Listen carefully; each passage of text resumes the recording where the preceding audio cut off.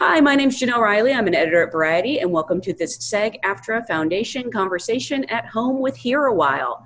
Please join me in welcoming today's guest. You know her from such films as the Pitch Perfect series, The Help, and The Lovebirds. Please welcome Anna Camp. Thank you so much for being here. Thank you so much for having me. I'm so excited to get to talk to you about this film. It means so much to me. It is such a beautiful film. Before we dive into it, this is primarily an audience of SAG actors who watch these. So I always like to start by asking, how did you get your SAG card?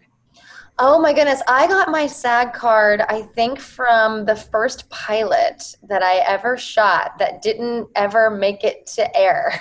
Thank goodness. Yeah, it was a pilot called Reinventing the Wheelers, I think, and I played Alyssa Milano's little sister.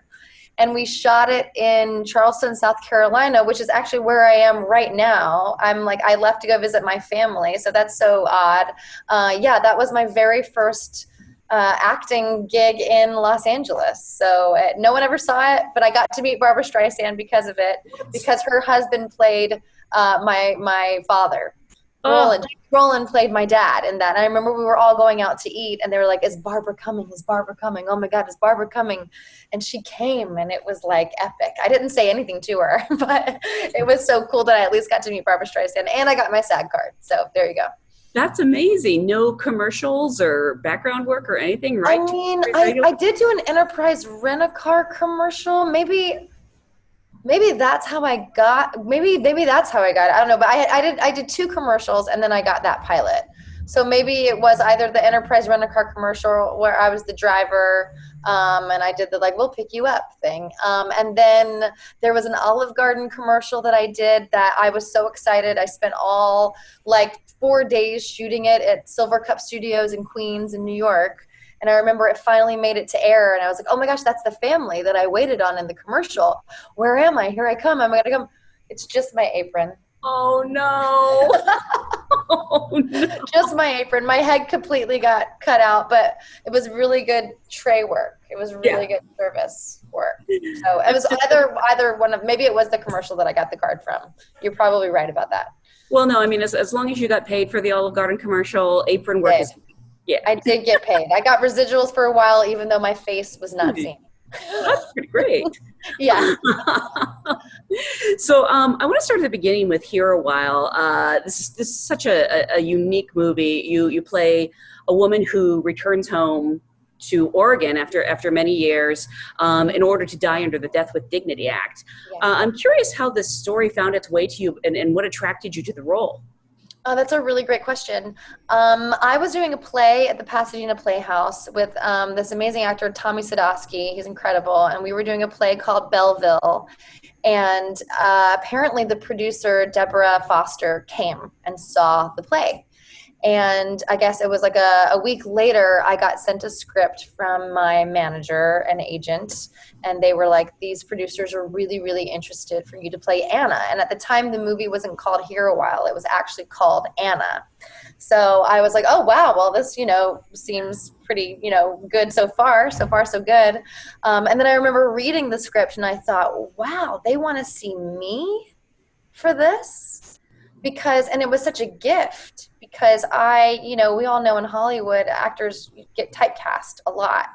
And I definitely have known to play the uptight, bubbly, blonde, kind of gal. And it was so wonderful to see people see another side of me and want to trust me with a role like this, because that doesn't really happen that often. And I was weeping at the end of reading it. Obviously, I was so incredibly moved by the story, and immediately called them and I said, "They want me, I want them." I said, no hesitation, when can we shoot this? When can I go do research? How can I make this so detailed and thoughtful and play this role with such respect and honor? And whatever I could do, I wanted to dye my hair brown. I wanted to just break out of this mold that I've been put into as an actor. And I just immediately called the director, Tim, and I said, "Yes, let's go. Whatever you guys need, let's do it." Sorry, I was chuckling a little bit earlier because you mentioned Tommy Sadowski, and I think all roads lead back to him a lot of the time. I had no idea that. He's been in everything, and he knows everyone, and he, I think, is one of the most talented actors that I've ever gotten the opportunity to work with. So if he might be a little lucky charm, I guess. That's awesome. Yeah, as soon as you said his name, I was like, of course he connected. That's so funny. That's what he does. Yeah. I'm going to guess that this was made on a pretty independent budget. Very good guess. Very good guess. Some would call it a shoestring budget. I don't even know exactly how much money it was, but we shot it over 3 weeks or 3.5 weeks in Portland at a house. They got this like very cool house. And the great thing was that people of Portland really embraced this movie, especially because it was the first state to actually legalize the Death with Dignity Act. And we got all of our catering for free. And I've never seen anything like that happen for a movie. And just from the crew, like the sound people, the set decorator, all local Portland musicians did the soundtrack for the movie, which was incredible. And you could feel that everybody knew that this was an important film, and everyone really wanted to be there. And the care that everyone took into making this, it's a rare thing when you get every single person lined up with like a really true vision and a really true goal to make something really beautiful. And I think that's what happened to this movie. And I'm over the moon that people are finally getting to see it, because I made it like 1.5 years ago, or almost 2 years ago now. Oh, wow. So, yeah. And by the way, the food in Portland is really good. So free catering. I know. And I had to sort of try not to eat it all the time, because I was like, I'm supposed to look like I'm, have terminally ill here, and I'm, on my, last days, and the food was everywhere. So it was definitely difficult to not dive in. But when we wrapped, I remember I was like, I'm going to that fried chicken place, and I'm going over there to there. So yeah, I love Portland too. I've never spent much time there until the movie, and it's a very cool, awesome, warm and welcoming town. Yeah, I grew up about an hour outside of it, and so. Oh, no way! Oh, that's awesome. I have to admit, I didn't know what this movie was about when I first went to check it out. And when you see a movie set in Oregon, you really hope they filmed in Oregon, because you can tell if they did it. And I'm like, oh, wow, they really went there. They know this place. How cool was the beach scene? Like where they shot the Goonies. We were like walking on the beach where they shot the Goonies, and like how beautiful it was. I feel like they really used the city in a really, really beautiful way to just elevate the movie and make it feel very real. So I love Portland. I'll gladly go back. I also heard some great bands when I was there, really good music. At the Doug Fir Lounge. I don't know if the Doug, I'm very into the Doug Fir Lounge. Had a couple cocktails there. Yeah, it's a great town. I'm getting a little homesick now. So you were excited to take on the research to play this character. Can you tell me a little bit about that, where you even began? Yeah, I began watching this documentary called How to Die in Oregon. I knew it. Yep. And Cody is the woman who also had colon cancer, which is what Anna, my character, has in the film. And I watched that movie, I think, twice, and then halfway through, I studied her a lot, and what affected her breathing and how she moved, and also her actual doctor who assisted her through this entire process, we got to have Skype sessions with. So I got to talk to her doctor in the film.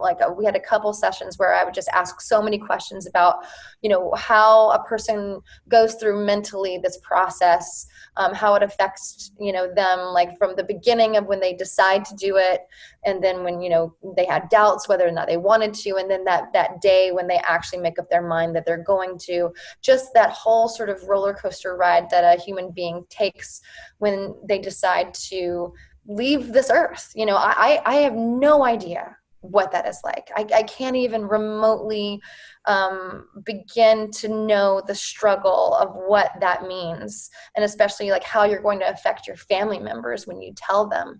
And she was just so incredibly helpful, and it was an open book. And I did some readings. There's one of the girls in the movie who played my girlfriend. Her name is Kristen, she was a hospice worker. So she had a lot of information about what it's like to be with people when they're dying and what that's like. So we sat and talked for a while. I remember we took a car ride up to like a Whole Foods like the first day we got there, and we just talked for hours and hours about what it's like to be working in hospice. And yeah, I mean, I think that's mainly where everything came from, and hopefully I did an okay job at portraying someone who's having to make this really difficult decision. I mean, your whole cast is fantastic. You have Stephen Strait playing your brother, and for better or worse, you guys really feel like siblings, and that means with all the joy and the pain that comes with that. It's such a strange situation to put people in a room and say, pretend to be family. Yeah. Did you know each other before? Did you get to take time to know each other? We never met each other, but the great thing about Tim True, the director, he wanted to have rehearsals. So we got together, Stephen and I, and also Joe Latrulio, who's amazing as Gary. Oh my God, like I can't get over how wonderful he is in this movie. We got together and we got to do some rehearsals in Los Angeles before we went to Portland. And Tim was so like, what would you do? He left it very open. And Stephen and I, did some acting exercises where we didn't say anything to one another. And we just, looked at each other like, oh, this is my brother. I am his sister, and we would like say these things over and over. And it just felt like, because he was so open as an actor and willing to go there. And from our first table read, we did the scene where I told him that I had cancer. And at the table read, we were weeping. And I felt like I had a scene with like my family member. And that's the magic of acting, when you get people who are so committed and so open, and they want to tell the story, and they look at you really in your eyes. I mean, I've been on film sets where the other actor won't even look at you, you know what I mean? And it's all kind of about their coverage and what they're doing and all of that stuff. But when you have someone who's not even thinking about the camera, and they're only like giving you their soul, I think that's when magical things happen. And this movie was just sprinkled with that throughout the entire experience. So I really, really, I don't watch what I do. I hate watching myself act. It's like it's the worst thing ever. It's like torture. But this movie is the first thing that I've actually seen multiple times, because I just thought, if I'm feeling something that powerful in the room, oh my God, I hope it translates, and I hope that it comes off of the screen and that people are moved by it. And I actually think that did happen for this film. So it's great. And you mentioned Joe Latrulio, who is he's primarily known for comedy, and his neighbor character is very funny. Yeah. But such a revelation.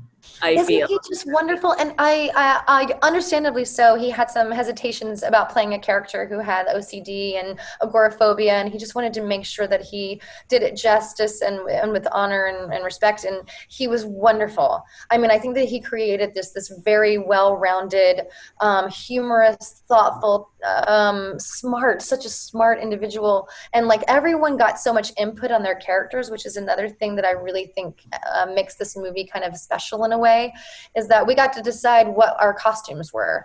And Joe was always like, I think he's a gamer, right? And he ordered all of these really cool, funny gaming t-shirts, and he would wear his like little working, I guess it was like the card that he would use. Like he had everything all kind of figured out. And I got to go through and decide what I wanted to wear. And the tattoo that I actually ended up getting in real life is the tattoo that I designed for this movie.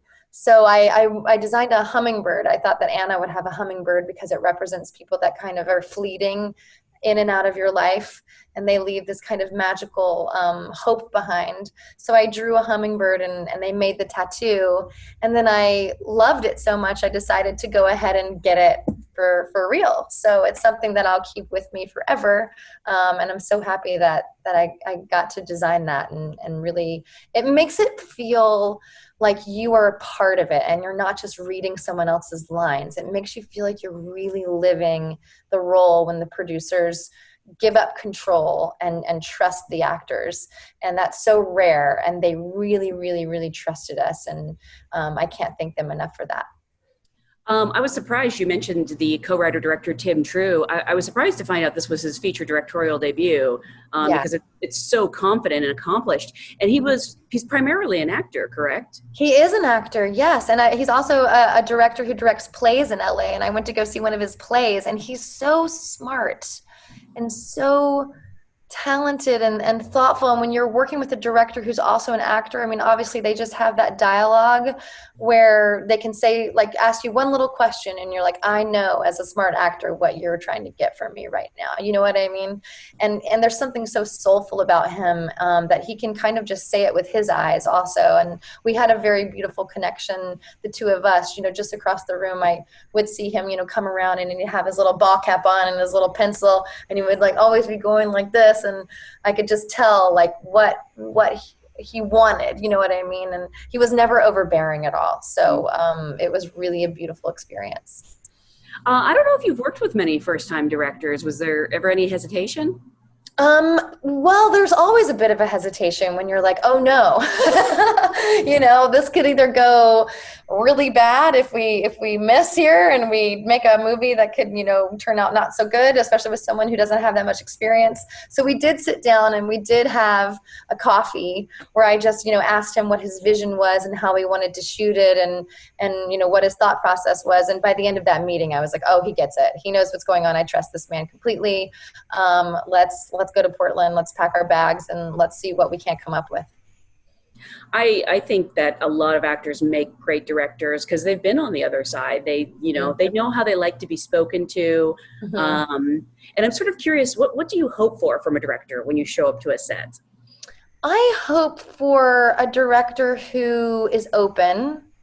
And I hope for a director who is thoughtful, and also one who trusts me, but also wants to give me notes. I'm a big believer. I don't have any ego when it comes to this stuff. Like, I work with actors before who get notes and they get really tense because they're like, no, I'm right. I know what I'm doing is right. You know what I mean? And there are cases like that where you get a bad director who's pushing you in a way that's not right. But I want to be pushed. I want to not settle for the first take. I want someone who sees something in a take and goes, I want her to go that color more. Like if that color popped up and he's like, go further with that anger, or go further with that humor randomly in a scene, like push it as far as you can go.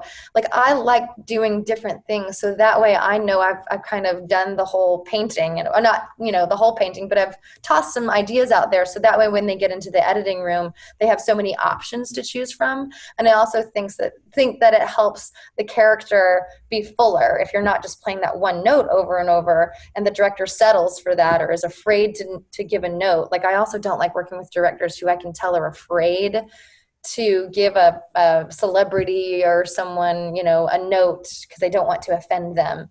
And it's like, no, like, we're doing this together. Like, I can't see it. I can only live it in the moment. I can't see what I'm doing exactly. I need another eye. I'm not perfect by any means. So someone who was really creative, I think, is what I look for in a director, and flexible and has good ideas. I mean, you're dealing with the film has some levity to it. I want to let people know that there's some very funny stuff. Yes, there is. But you're dealing obviously with some heavy subject matter. You're working on a short schedule. Mm-hmm. I am sort of curious, when you would like sort of go home at the end of the day, were you able to leave the character at the door, or is she someone who really kind of stuck with you? She really stuck with me, and it was the first time that really happened for me in a film. I mean, usually in plays, I'm living it. I can't shake it. I can't sleep. You know what I mean? I'm like constantly like feeling this character, living through me. But the other things that I've done, it's been pretty easy to kind of let go at the door. But this one was really special because we also shot in sequential order. They wanted to shoot the last scene where I'm taking the medicine and it's the day that I end up taking my own life. They wanted to shoot that earlier, and I sat everyone down and I was like, listen, can we please I'm just getting to know Anna a little bit, you know, and like who she is and how she moves and how these other people that she interacts with. Can we please, please, please push this scene to later in the shoot or towards the end? And then they actually ended up rescheduling the whole thing. So we shot pretty much in order. So I would go home to my little hotel room and was alone. You know, I was alone there, and I felt like it would be hard to let go. I would think about my own life and what I would do if I was faced with something like this. And I don't know. I don't have the answer to what I would do yet. But it was really interesting having those thoughts of what is the meaning of my life? What is my legacy that I want to leave behind? And I know that we are all in the process of dying, you know what I mean? And it really kind of focused me in a way to feel how precious life was and how precious this moment was for me to even be getting the opportunity to be in this film. There were so many moments like that were so beautiful. Like there was a part where I was in the hospital talking to the doctor towards the end of the film, getting the medicine with everyone. And I was thinking about Cody, the woman in How to Die in Oregon, so much because I was in Portland and that's where she was. And the doctor asked me a question if I really wanted to do this. And, you know, I say, it is something I want to do. And at that moment, I just saw her and felt her. And then all of these seagulls flew by the window, wow, like in the shot. And I remember everyone was so quiet. And I felt her say, thank you. I don't know, maybe I'm a little crazy, but I felt like that there was something going on there that was like really beautiful and meaningful. And that hasn't happened so often in the things that I've done. So I felt really lucky that happened this time. I mean, having said all that, was there a particular scene that was the toughest for you, or maybe just a particular day I would have to imagine even just the ending? The ending for sure. The ending for sure was really hard because when you're dying, you know, I'm alive. I'm not like dying, but you're tricking your body into feeling sick. And so the shortness of breath and just the mental place that I had to be in that day was really hard. And we had to do it a lot of times. And by the end, like I felt really sick. And I felt like I had lost color. I mean, everyone was like, wow, you actually look like, are you okay? You know, do you need to sit down? And my hands were kind of shaky. And I think that it was just me mentally tricking my body into the fact that I was about to die or was dying really affected me physically. Because just like if you laugh, you know, and you're in a comedy and you're like, you know, you start your motor and you start laughing, you start to really giggle, you know what I mean, hopefully. So that was like the opposite side of the whole thing. And it was definitely hard to do. And my parents can't even watch the end of the movie. They said, we're so sorry we can't watch it. We started, but like I just don't want to see my daughter, you know, die, which is understandable. But yeah, that was the hardest day for me, definitely. I have actor friends who I make them warn me if they're going to die in a movie because it happened where I wasn't expecting it. I was like, I need to know now. I know a lot of my friends that I invited to a screening. They turned around and they were like, Anna, are you okay? Are you in the room? Like, please tell me you're alive right now. And then they were like, why didn't you tell us? This was a crazy experience. A lot of people said that it's not like just watching a movie, but it's like going on. It's like an experience kind of. And I know they wanted to make the movie 90 minutes because they wanted to keep it, you know what's going to happen, obviously, or you think you do. And they didn't want to like really drag that out and have it be a concise film about these last days of her life. I really hope you went straight from this to like The Lovebirds or something like fun. I went straight from this to, I think a movie in like Mexico or something like that where I like am on a girls trip drinking tequila. So I definitely did like a total 180 from this. But yeah, it took me a minute to shake for sure. Good. I'm so glad to hear that. I would remind everyone the film is actually available now on all platforms, so you can check it out. I think if you go to hereawhile.com, It has all the info. But before we go, I want to remind everyone at home, you can find information about SAG-AFTRA Foundation's COVID-19 Relief Fund in the comments. And you're in South Carolina. It looks beautiful, by the way. I am in South Carolina right now, but I was quarantining in LA, but I had to come down and visit my parents when things got lifted, and I got tested, thank goodness, and do not have it. So they were very happy and they needed a hug. Oh, yeah, that's what I miss most is hugs. Yeah, me too. But during this time, how are you kind of staying creative? Are there things you're watching or reading that you've discovered during this time? Yeah, I was working on a TV show and pitching a TV show that I was very, very, very excited about, and we had gone out and we haven't quite heard back from everyone yet, so fingers crossed. It's this very funny half-hour dark comedy. It's basically the Breaking Bad of aerobics. Which is pretty funny, and it's set in Myrtle Beach, South Carolina in 1994. So it's a little bit like To Die For, Nicole Kidman and To Die For meets like Dexter kind of thing. So we're really hoping that happens, and the script is finally complete. So we're very excited about that, and we'll see, fingers crossed. And I've been watching TV shows that I didn't have the time to. I got really into Succession on HBO. I think that every character and every actor in that TV show is insanely talented. I've been trying to watch some things and stay creative and read. So it's been actually really nice, to be honest. I miss work and I can't wait to get back, but it's been lovely to, kind of slow down and think about, the meaning of life. And I've actually gotten closer to my family now, even because I'm not working. We have more time to talk, which has been really cool. So. Breaking Bad in the world of aerobics is the best elevator pitch I've ever heard. Amazing. Please keep your fingers crossed, because it's like my baby. I want someone to buy it so much. Tell me who to call, because I want to see. Okay. Call everyone, any studio, any network. We'll see. AMC Studios has it right now, so we're hopeful that they find a network. Perfect. Okay. Yeah. I'll put in some emails and some tweets. Please.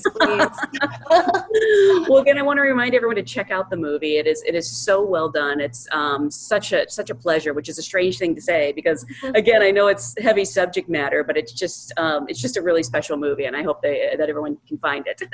Thank you. Me too. And I'm so glad that you watched it and that you liked it. Very much so. Thank you so much for being here. Of course.